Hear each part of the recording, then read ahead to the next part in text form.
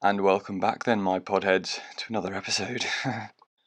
Today we are joined by a very special guest, one Archibald Birdseye, the sole living heir to the Birdseye company, and he'll be filling us in on a rather special recipe he's got lined up for us, so do wait and listen to what he's got to say.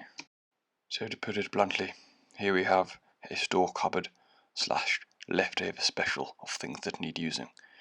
We're serving up a hot piri-piri smoked mackerel breast, along with a sauce that contains harissa paste, lemon juice, garlic granules, and salt, on a bed of rocket with a lovely fucking smoked hummus. Mix in a solid 3 dollops of smoked hummus into the residue of the harissa and lemon paste and mix it up. Yes, hit me with that rewind. Look at that, delicious. And there we have it. Really nice, strong flavours served up with a glass of tall, strong juice.